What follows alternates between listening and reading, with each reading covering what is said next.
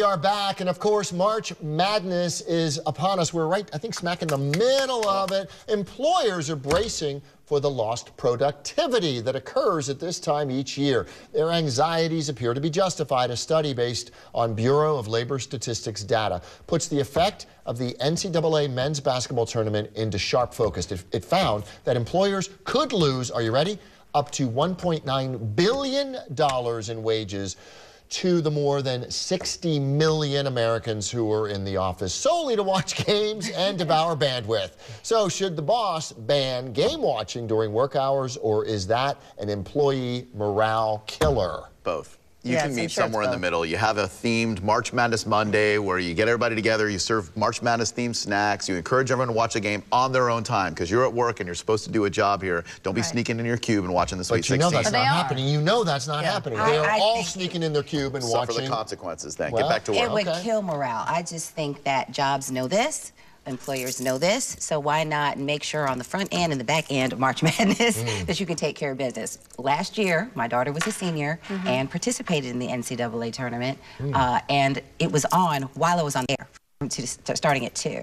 So I felt great that everyone at iHeart was very supportive. Oh, nice. Yeah. They were running in like, your baby's on TV. But you were still able to do your job while it was on, instead of sitting there just everybody was a part of the March Madness that day. Exactly. Yeah. I mean, you had a special interest in it, of course. Absolutely. Yeah. But listeners are participating in March Madness too. They're curious, they're listening, so we all got to go on the journey together. Depends on the job. If you're on the assembly line, it's pretty hard. If you're a neurosurgeon, I mean, please lay off the March Madness if you're a neurosurgeon. You know, my brother-in-law he does something every year very interesting. He's a huge college basketball fan. What he does, and the first 2 days of March Madness, of course, the most, I guess, the most interesting in terms of what he wants to see, he takes those days off. And he plants himself in front of the TV and watches basketball all day. Problem solved. Take a personal day. Take vacation days or whatever. Absolutely. All right, a recent photo of Beyonce and Jay-Z's 4-year-old Blue Ivy wearing mom's makeup has raised the ire of Connecticut-based child, teen, and adolescent psychologist Barbara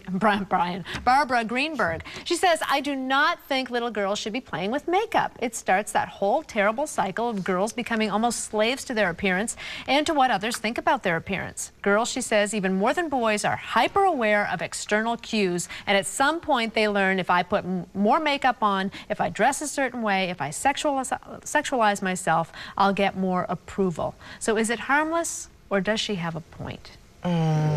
She's really little. I don't know that I played with makeup at that age. I mean, you know, and now look at me. She's 4. I mean, maybe for Halloween, you know. Right. No, but this is not Halloween. This is like on a day in, day out basis. I mean, as a kid, you don't need it. That's the irony. No. We weren't allowed. At my mother, there was no makeup going down. If you wanted your lips to shine, there's some Vaseline. Yeah. But no, I used to enjoy, though, watching my mother get ready to go out with my dad, date night or whatever, and putting on the makeup. We used to watch her. We used to look forward to school plays because we knew we got to wear makeup then. But we didn't wear makeup until my senior year in high school. Yeah, that there was no makeup going down. Changed because you see so many on social media, particularly young girls, and their mothers are proud of them. They're saying, "Look at my baby." Yeah, your baby is looking like a 22-year-old. I did not encourage my daughter to either. And now at 24. She has worn makeup 3 times. Wow. She's not with it. She doesn't need it. And I'm so, thank you. But I'm so glad because I did not allow her to wear makeup either. And as she got older, she didn't want it. She didn't miss it. She wasn't interested.